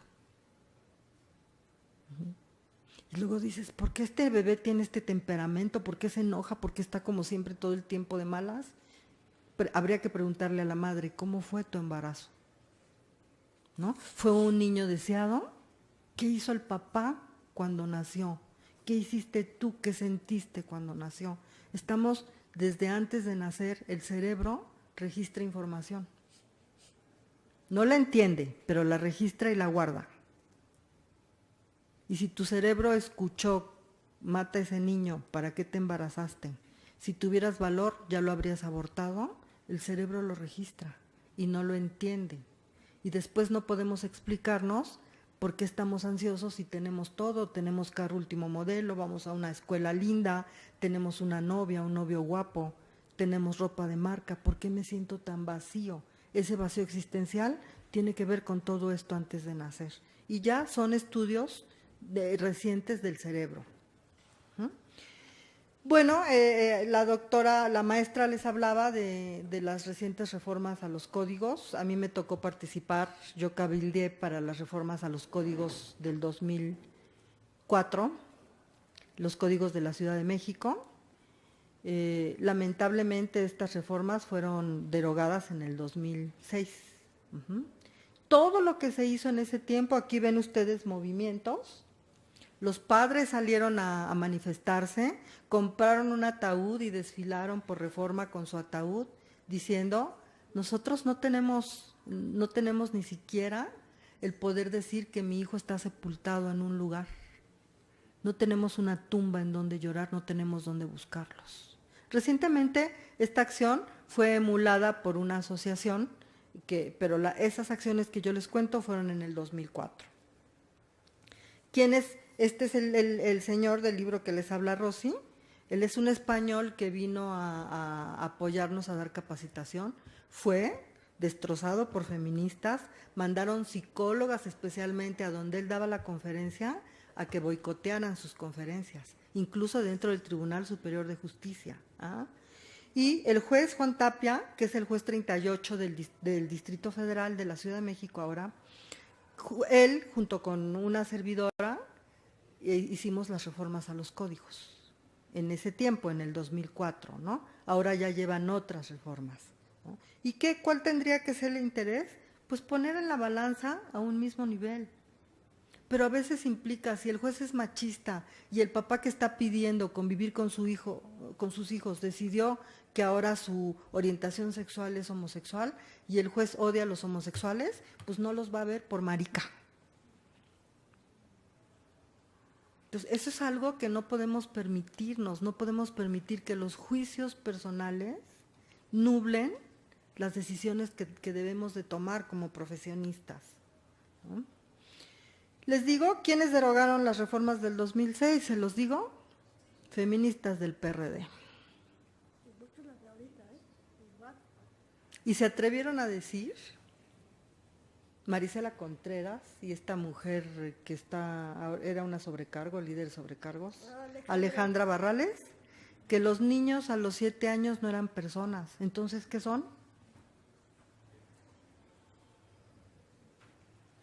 Y 28 de diciembre del 2006 amanecimos con las modificaciones que habían tenido los códigos derogadas. Y la lucha ha seguido y la lucha ha seguido. Lamentablemente, y esto lo quiero decir, la alienación parental se conoce ya en muchos más lugares que cuando empezamos. Lamentablemente ha surgido expertos de las alcantarillas, ya todo el mundo es experto en la alienación parental. La alienación parental tienes que vivirla en el consultorio. Se presentan muchísimas falsas denuncias de violación y de abuso sexual, que muchas veces pasan como verdaderas. Hay personas lucrando con la alienación parental, vendiendo libros, vendiendo lugares para entrar a una asociación. ¿Quieres ser de mi asociación? 500 pesos. Vendiendo conferencias y diplomados de la alienación parental, haciendo un negocio de la alienación parental, vendiendo tazas, camisetas de la alienación parental. ¿Sí? Eso es lo que hay ahora en el México actual. Los grupos de feministas se sienten atacados. Ahorita la muerte de esta mujer y de toda su familia ha sido su estandarte para resurgir y resurgir con toda bravura, ¿no? Porque si esta señora se murió es gracias a la mala impartición de justicia y a que salió el concepto. Quien mató a esos niños para muchas feministas es el concepto de alienación parental. Por eso, Mancera, que aparte de ser guapo para muchas y un gran partido porque está soltero, dijo, son muchas las feministas, adelante. Se quita el concepto. Y derechos humanos, si ustedes se meten, hay un libro en internet PDF, es un libro así, de alienación parental. Derechos humanos había sacado un libro de alienación parental y ahora dice que no es cierto. ¿No? Entonces, ¿en dónde estamos? Y el interés superior del menor está peor que en el terremoto que acabamos de vivir. Eso es lo que tenemos ahora. Hacen falta investigaciones. Si ustedes se van a titular por tesis, investiguen. Investiguen. En México hacen falta investigaciones. Tenemos trabajos de España, de Iberoamérica, pero en México siempre nos quedamos callados en los congresos. No hay investigaciones. Cada vez está menos de moda que los alumnos presenten, siendo estudiantes de una carrera, sus investigaciones. Ahora solo vamos, nos sentamos a que nos den información. Y México necesita de gente como ustedes que también nos dé información a los que estamos aquí. Ya la titulación por tesis es una cada 10 años. Se titulan por promedio, se titulan por diplomados, pero por tesis no. Y hacer una tesis, muchachos, es investigar. Y la alienación parental requiere de investigación en México. Muchísimas gracias por su atención y es un gusto y un honor para mí estar aquí compartiendo con ustedes.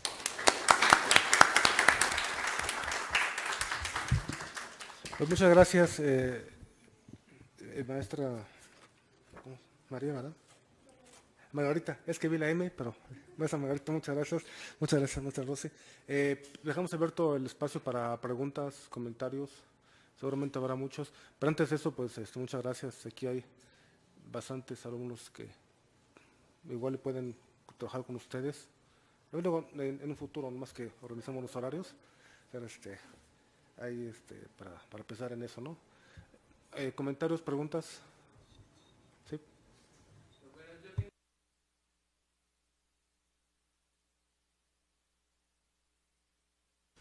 Son dos preguntas en concreto. La primera es que hay una página en internet que es de los derechos de la infancia y ahí dice, bueno, hay un supuesto en el cual se puede suspender la patria potestad que dice que cuando exista la situación de riesgo de que la persona que ejerza la guarda y custodia pueda incurrir en alguna conducta que cause un daño emocional, físico o inclusive ponga en riesgo la vida de un niño o niña.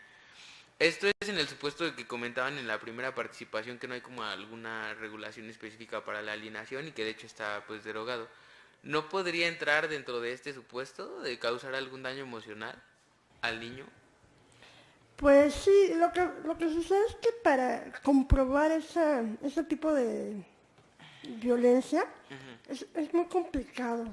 O sea, como dijo la maestra hace un ratito, los jueces ven a las mujeres con una areola, vírgenes, y así haga lo que haga la madre, créame, lo hemos visto en muchos juicios, haga lo que haga, siempre se le da la custodia.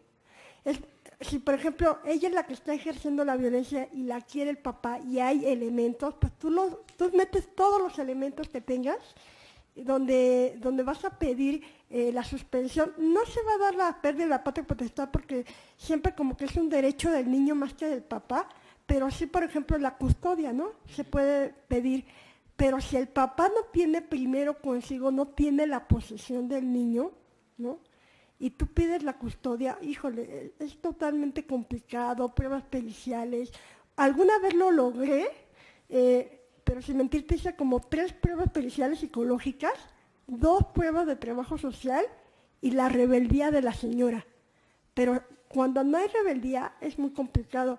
Ya el juez dicta la sentencia y dice, pues sí, pero sí había violencia. O sea, siempre hay una justificación para la madre, es increíble. Ahorita tengo un caso en Mesa donde la señora tiene una nueva pareja y entonces esa pareja pues no trata muy bien a la niña, hay situaciones ahí fuertes. Sin embargo, por más que para esto el padrastro golpeó a papá, lo mandó al hospital y todo, y la pericial se aparece que es una persona soberbia, sin control de impulsos, pero sí puede cuidar a la niña, sí puede ver por ella. Entonces imagínate, cuando hay una sentencia y la juez ya me lo dijo, así como ahorita estamos platicando, me dijo, yo no veo ningún elemento de violencia. Y tú, oye, pero la pericial, pero esto, no hay ningún elemento.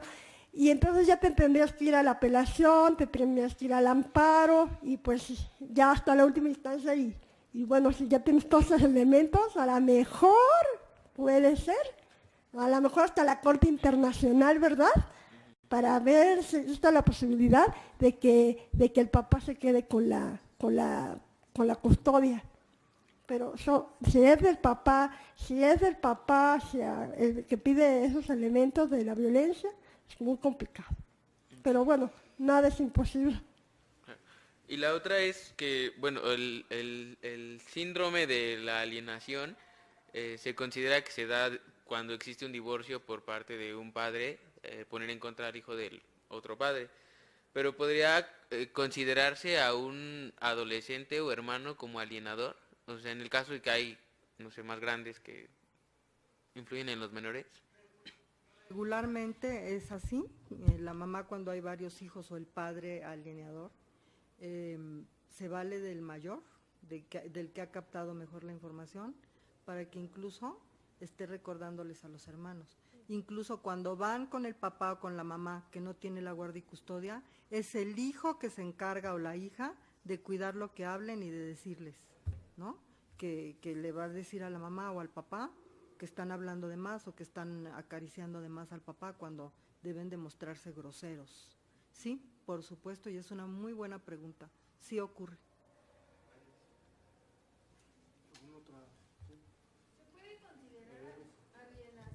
Cuando no hay un divorcio de por medio. Sí, hay familias que viven alienados toda la vida y nunca se separan. Y todo el tiempo, entonces estamos hablando de familias disfuncionales. No es necesario, muchas veces la alienación son como, pues tu papá es un tontejo, ¿no? Tu papá es un bueno para nada. Pregúntale al inútil, ¿no? O no le preguntes porque aquí la que manda soy yo. O al revés. Tenemos pocos casos de mujeres, sí los hay. Hay mujeres que les han arrebatado a sus hijos. Tú tienes un caso ahorita grave, ¿no? De una niña que está arrebatada y en donde intervienen incluso los abuelos. Los abuelos ayudan y son cómplices. Hay abuelos que ayudan a llevarse a los niños y entonces distraen. Hay niños que son sacados de la escuela, fíjense nada más cómo afectan, para que no vayan a la escuela y los papás o las mamás no puedan buscarlos ahí. Los sacan de la escuela y los tienen prácticamente secuestrados, aunque entre padres no se persigue el secuestro, ¿no? Pero no pueden ir a la escuela, no pueden contestar el teléfono, los sacan para ir a algún lado y van prácticamente encajuelados. Imaginen cómo vive un niño o una niña así. Solo imaginen esto, ¿no? Dicen que no existe la alienación. Perdón, y otra cosa que quiero quedar como en muy claro con ustedes es que ahorita que vienen tiempos de elecciones, político que pueda hablar en favor de la alienación parental y que va a hacer mucho por esto, no va a dudar en prometerlo, ¿eh? Dejen que pasen las elecciones y les diremos que ocurrirá lo mismo de siempre. No les importa nada. Incluso algunos sacan dinero para destinarlo a esto y nunca llega. La alienación parental no necesita pedir ni vender libros ni nada, porque tendrías que tocar en todas las casas donde hay niños alienados y repartir ese dinero. La alienación parental requiere que se castigue y se persiga como debe de ser. Dicen que no se debe castigar.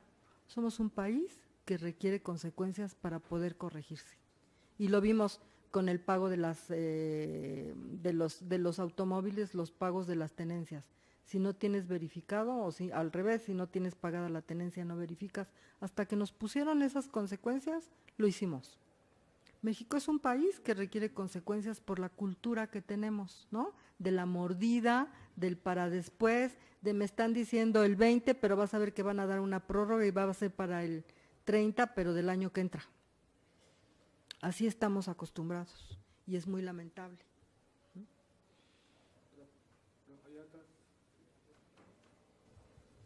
Hola, buenos días. Antes que nada, muchas gracias a ambas por sus presentaciones. Yo creo que fue un gran atino combinar justamente la visión legal o jurídica con la visión pues de la psicología. Yo, bueno, antes que nada me presento, soy Ishel Delgado, no soy abogada ni estoy estudiando Derecho, vengo acá por pura curiosidad intelectual, pero sí estoy estudiando el doctorado aquí en Ciencias Sociales y Humanidades. Son dos preguntas y un comentario. La primera es si hay, y bueno, partiendo del desconocimiento de la materia, si hay escalas o gradaciones para valorar la alienación. porque supongo que no es lo mismo un niño de 2 años que, como decía la abogada, dice, no te quiero ver porque nos abandonaste por la amante, ¿no? Que efectivamente quizás no tenga clara la noción de amante. Pero eso sí lo podría decir un chico de 18, de 20 años, por ejemplo. ¿Cómo se valora jurídicamente esa, pues la madurez psicológica de los niños, de 2 años a un niño adolescente? Y bueno, no sé si hago pausa y... Sí.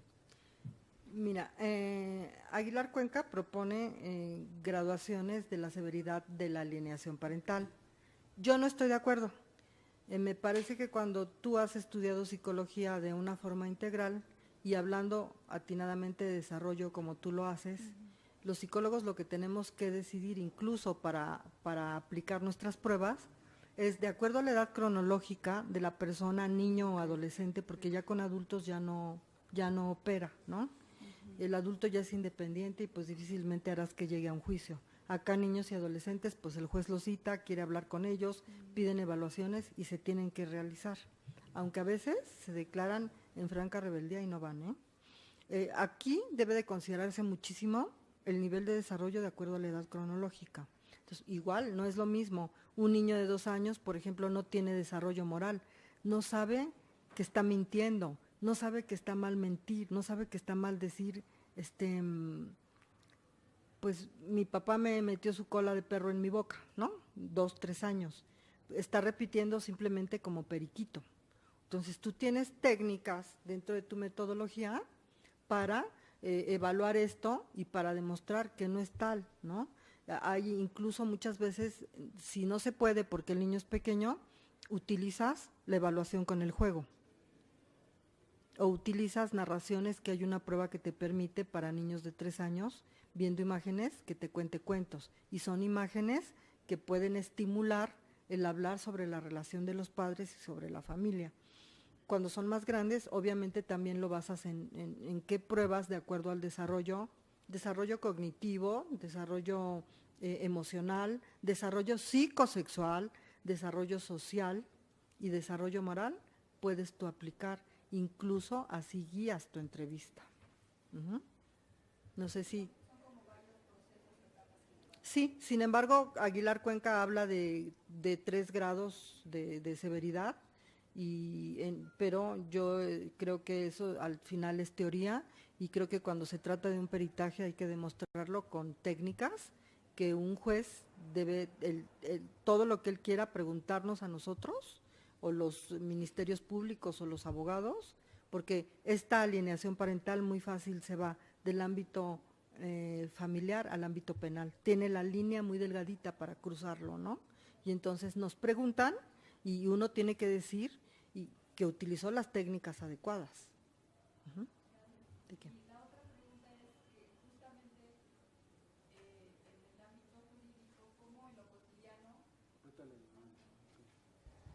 Ya. La otra pregunta es que justamente desde el ámbito jurídico, ¿cómo en lo cotidiano se resuelve, por ejemplo, este vacío legal entre una derogación y entre que evidentemente yo comparto la idea de que debe estar legislado y debe estar bajo cualquier protección de los derechos humanos ante la infancia, pero ante estos vacíos o ante estas contradicciones que la abogada decía que son políticas, ¿cómo lo resuelven en lo cotidiano? O sea, ¿cómo se sanciona, cómo se castiga o qué se procede, digamos, para una vez diagnosticado o encontrado la evidencia pues de que hay alienación, cómo se procede jurídicamente? Bueno, yo lo que hago es a través de la manipulación. Le hago ver todas estas características que mencioné hace rato, pero no las manejo como alienación, las manejo como manipulación, ¿no? Entonces, es la única manera, y le doy el derecho al juez de libre albedrío para que él, a través de lo que yo le comente los hechos, o sea, yo tengo que relacionar mis hechos con estas características que les acabo de mencionar. Si, por ejemplo, llega la persona y me dice, fíjese que mi niño me dice que no me quiere ver porque dice que soy un alcohólico, pero pues yo la verdad no tomo. Entonces, ¿cuándo sucedió esto? Acuérdense que los abogados hablamos de circunstancias de modo, tiempo y lugar, ¿no? Entonces, nosotros tenemos que poner en el hecho. El señor en fecha tal me dijo que el niño no quiere convivir con él porque dijo que es una persona alcohólica, siendo que él no toma, ¿no? Y no fuma, que no tiene vicios, entonces a lo mejor ya es una campaña de injurias, ¿no? Y lo pongo, sí lo pongo, pero no, está manipulando porque él me dijo que su mamá le dijo que yo tomaba, que yo era una persona que todos los fines de semana me iba a tomar la copa y eso no es verdad, ¿no? Y que por eso no me dejaba ver al niño, ¿no? Entonces eso lo relaciono en mi demanda y lo señalo al juez como manipulación mental, porque de otra manera, ¿cómo, verdad? Es muy complicado. Pero también me allego de bibliografía, como dijeron ahorita, la de la Comisión Nacional de Derechos Humanos, también me allego de José Manuel Aguilar Cuenca, comento todo eso, también comento las jurisprudencias, hay algunas, no las traje, pero hay algunas jurisprudencias que nos habla de cuando el niño no quiere convivir con el papá, pero que no, porque muchas veces no han oído que es que tu hijo no quiere convivir contigo. Pues sí, pero el niño tiene 12 años o 13, él no tiene una libertad de decisión, o sea, no quiere ir a la escuela, no se quiere bañar, bueno, pues que no vaya y no se bañe, ¿no? Es lo mismo. Entonces, yo promuevo todo eso, promuevo los manuales, todo lo que tenga a mi que me allegue de lo que más pueda para promoverlo con manipulación y así se han logrado algunas sentencias favorables, ¿no? Ok, muchas gracias. Y bueno, el comentario final es que yo sí tengo recuerdos de los 2 años. Es cierto. Gracias. Puede ser que haya recuerdos de los 2 años cuando son eventos significativos. Eso es lo que hay que atender cuando tú estás trabajando con un niño de esa edad, y regularmente, por ejemplo, también hay muñecos anatómicos. Esos muñecos anatómicos tienen todos los orificios del cuerpo, recto, nariz, vagina, tiene todas las características sexuales, físicas, vello en el pubis, en las axilas, en el pecho, en las piernas, ¿no? Es toda una familia y utilizan la ropa que debe de ser un sostén, una truza, ¿no? Una pantaleta, y están vestidos. Incluso para el manejo de estos muñecos hay que tener muchísimo cuidado porque en ocasiones afectan más que evaluar, y esa pudiera ser una estrategia que puede utilizar el abogado para tirar tu evaluación. Debes entonces de saber muy bien qué es lo que vas a usar, y yo estoy de acuerdo contigo. A los 2 años sí puede haber memoria, pero de un evento muy significativo, ¿no? Una agresión o algo muy lindo que te pueda servir y que se utilice en situaciones como ahora que ha pasado los terremotos que sufrimos, el terremoto aquí, que cuando es algo muy bonito y significativo se te pide que lo recuerdes para que salgas de una crisis, ¿no? Que lo relaciones con ese allá y entonces para poder salir de la crisis aquí y ahora. Y es verdad, puede haber memoria.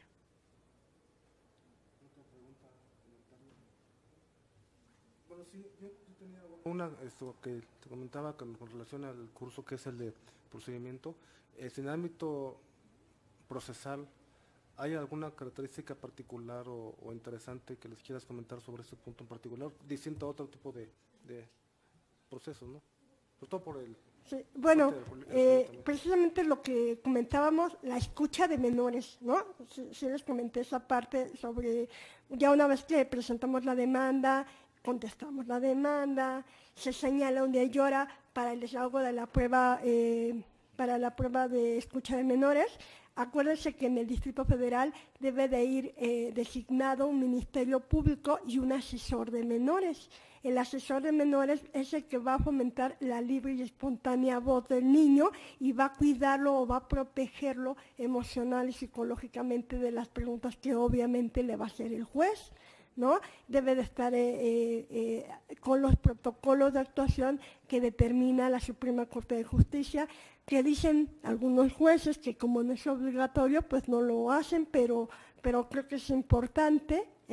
Yo creo que la audiencia de escuchar menores es la parte más, para mí, relevante en un proceso de guarda y custodia, de alienación parental o régimen de convivencias. Es muy, muy importante porque de ahí se va a desprender que el juez va a tomar en cuenta el interés superior del niño para poder determinar si a partir de ese momento fija un régimen de convivencias. Uno le va a dar la custodia provisional y al otro le va a dar el régimen de convivencias. Entonces, a partir de ese momento, si llegan a un acuerdo las partes, bueno, pues ya se fija y ya quedó y ya se resuelve el asunto. Pero si no queda, si no llegan a un acuerdo, entonces se tienen que ir a las periciales en psicología, que son sumamente, bueno, pues ya nos platicó aquí la maestra, que son cómo deben de llevarse a cabo. El importante es, como abogados tendremos que tomar en cuenta la ética y no, como dice la maestra, no nomás dejarnos llevar por el aspecto económico, que es muy bonito, pero no porque nos llegue un papá alienador y nos diga, mire, usted haga lo que sea, pero que yo no vuelva a ver a mi hijo. Y entonces, ¿qué hace el abogado que también es alienador? Porque también los abogados son alienadores, pues empiezan un proceso de apelaciones, de amparo, de recursos de revisión, para impedir que el señor pueda ver a su hijo, ¿no? Entonces, esa es la parte muy importante del procedimiento para después se dicta la sentencia. Como les vuelvo a repetir, puede haber un aspecto de inconformidad. Yo no estoy conforme que la señora se quede con la custodia porque sí se acreditó que había manipulación, o yo no estoy conforme con ese régimen de convivencias porque es muy poco tiempo, entonces yo solicito algo más, entonces me voy a los recursos, ¿no? Como la apelación, por ejemplo, ya en una sentencia definitiva. Si, por ejemplo, a mí me fijaran, yo soy el papá alienador y en lo que se resuelven las pruebas psicológicas, me conceden un régimen de convivencias, por decir así, de 2 horas en el centro de convivencias. ¿Ustedes qué creen? ¿Qué es lo que creen que como abogado, qué recurso acá en el Distrito Federal tendría yo que implementar? ¿Qué recurso ustedes consideran? Para un régimen de convivencias que me limita la convivencia con mi hijo. No. Bueno, antes del amparo, hay que agotar los recursos de ley. ¿Cuál sería antes del amparo? El amparo está bien, pero antes del recurso de amparo, aquí en el DF. No, una apelación. Sale un acuerdo, hay una sentencia donde me limitan, me dicen, tú puedes ver a tu hijo 2 horas los fines de semana en el centro de convivencias. ¿Eso es una convivencia? No.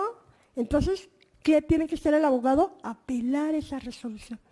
Y si la sala me dice que confirma la sentencia, entonces, ¿a dónde me voy? Al amparo. ¿Ante qué autoridad? No. Bueno, no, porque acuérdense que todavía no es la sentencia definitiva, es solamente me dieron un régimen provisional. Entonces, ¿ante qué autoridad? No, es un amparo, ¿qué? ¿Directo o indirecto?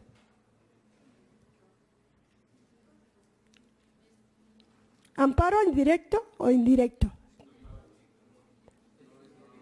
Indirecto, pero ¿por qué indirecto? Porque todavía no... ándale, Muy bien. Entonces, ahí me voy. ¿Ante quién es el amparo indirecto? ¿Ante autoridad? No, el colegiado es en el definitivo. Si es un régimen de convivencias provisional que no me beneficia y ya pasó la apelación, me voy a un recurso de amparo indirecto ante el juez de distrito. Acuérdense, cuando es provisional es ante el juez de distrito. Cuando es definitivo es ante el colegiado. Sí, ya el pasante que llegue a mi oficina es lo primero que le pregunto. Lo primero. Y entonces, porque es bien importante, luego no sabemos, yo misma me he equivocado. O sea, en algunas veces he presentado el amparo en el juez de distrito y era en el colegiado. Los golpes de la vida me han enseñado, ¿no? Entonces, ya una vez que se resuelve el procedimiento, que ya me dijeron, ok, ya puedes convivir con tu hijo del viernes y llevártelo a tu casa y entregarlo el domingo. Ya hay una sentencia, ya el juez de distrito me dijo, órale, va. Entonces la señora dice, yo no le voy a prestar al niño. ¿Ustedes qué creen que sigue después de ese procedimiento? Ya hay una sentencia, ya causó ejecutoria, ya no hay otro recurso, pero viene el viernes y no me deja ver al niño. Así como ya el juez determinó, ¿ustedes qué harían? ¿Cuál creen que es el procedimiento que sigue? ¿Qué sigue? ¿Un recurso? ¿Qué hago? ¿Ninguno? No, ya causó ejecutoria por Ministerio de Ley. Y ahora voy por mi hijo el viernes y no me lo entregan. Entonces, ¿qué hago? ¿Pero ante quién?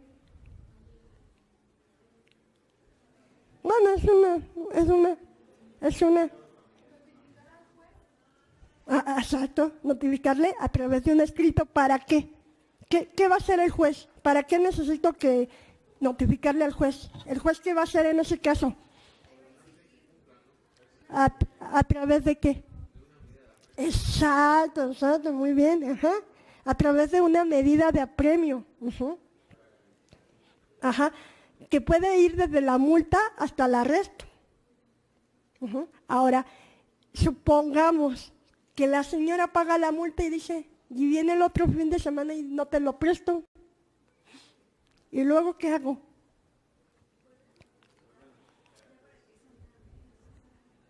Ajá, otra nueva medida de apremio. Pero ¿qué tal si me voy? Yo soy el abogado contrario y me voy al amparo. Así pasa, ¿eh? Contra la medida de apremio.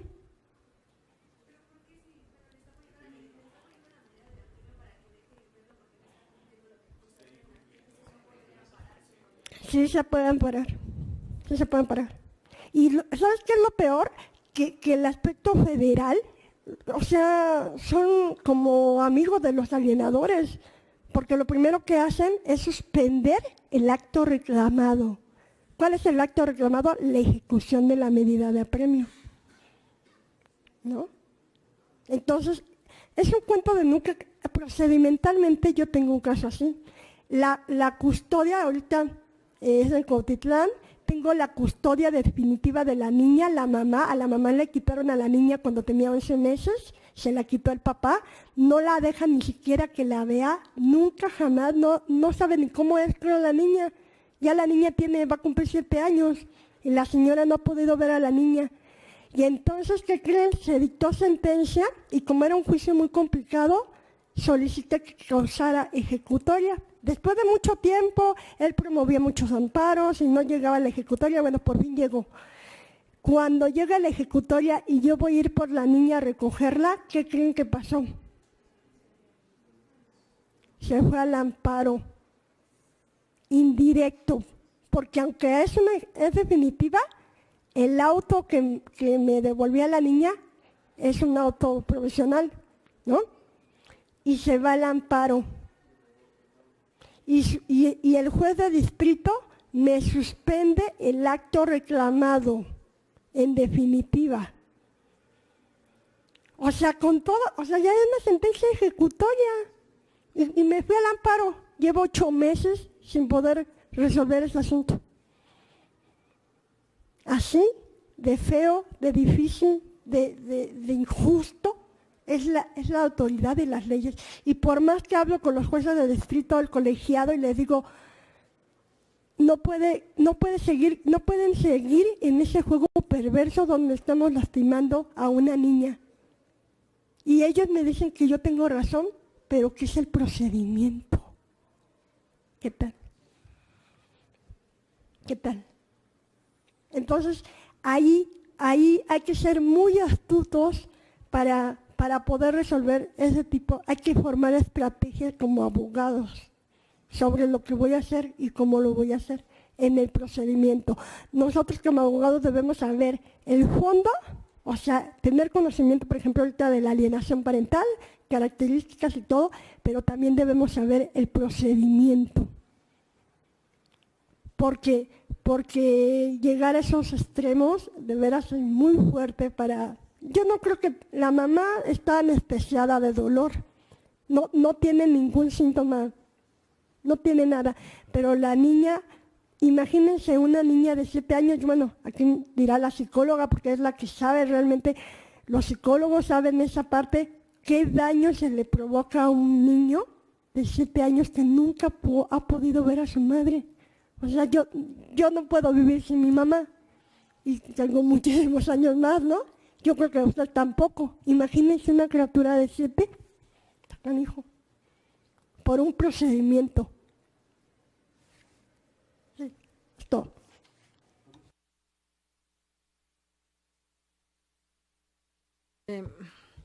Quiero comentarles que en pleno año 2017, los psicólogos no contamos en ningún juzgado, o en la mayoría de los juzgados, con un sitio especial para poder hacer evaluaciones. Evaluamos en el lugar que nos quieran dar, que nos quieran prestar, nos están carrereando, todo tipo de interrupciones y de atentados éticos a la evaluación. En pleno año 2017 y en el siglo en el que estamos, no hay un lugar apropiado en ningún juzgado para evaluar científicamente, porque es ciencia lo que se hace cuando se evalúa, a las personas que ellos tienen a bien indicarnos que deben ser evaluadas psicológicamente. Hay evaluaciones psiquiátricas también y hay evaluaciones neurológicas que deben de llevarse a cabo en consultorios y muchas veces el juez dice no, aquí, pero no nos dan el lugar, ¿no? Este es un tema, muchachos, con el que se tiene que hablar sin miedo. Se tienen que decir nombres, se tienen que señalar lugares y personas, porque México está estancado. Vean desde cuándo se empezó a dar a conocer la alienación parental en México, 2002. Estamos en el 2017 y hemos avanzado muy poco. Y los grandes perdedores en un divorcio y en una separación siempre serán los hijos, siempre. España muy adelantado en este estudio de la alienación parental. En Iberoamérica hay países que se han destacado, pero sobre todo España con los estudios de alienación parental. Ojalá que con esta pequeña contribución hayamos podido sembrar en ustedes la curiosidad sobre la alienación parental y la van a estar encontrando, ¿eh? Será muchísimo lo que encuentren si ustedes ejercen en materia familiar. Muchísimas gracias. Sí, antes de... Sí, adelante. Nada más para los que les interesen, tenemos una página en el Facebook que se llama APAP. Ahí comentarios es parte de la asociación y hay varios conceptos sobre la alienación parental. Van a encontrar muy buena información y aparte de la que puedan conseguir en internet. Gracias. No compren cursos. No compren cursos ni diplomados de alienación parental, eso no está en venta. Eso es negocio. Exactamente. Bueno, antes de terminar, pues les agradezco mucho la participación en la conferencia. Ha sido bastante enriquecedora, tanto en la parte conceptual como en la parte procedimental, de la psicológica y la jurídica. El UAM tiene esa carrera de Derecho, somos nomás por generación, solamente es un grupo, es una carrera pequeña, pero son pequeños, pero son buenos, no cuando quieren hacer. No es porque les eche flores, pero lo que pasa es que al ser pocos los que entran, generalmente entran los mejores. Entonces, bueno, debería ser para más por las condiciones de la unidad. Entonces, ojalá que en el futuro, si alguien quiere dedicarse por la vía familiar, pues sigan por esta vía y los puedan contactar. También si ustedes desean tener algún tipo de más cercanía con los alumnos para algún tipo de trabajo o cualquier otra cosa, pues lo pueden hacer, ya sea a través de mí o a través de la coordinadora, que era la doctora Karina. Pues agradecer a la sección de cómputo por todo el equipo, todo lo que pasó. La sesión se transmitió por YouTube en vivo. Si queda el link grabado por si después ustedes quieren darlo a conocer para cualquier otra cosa. Y bueno, pues muchas gracias. Aquí les tengo sus constancias.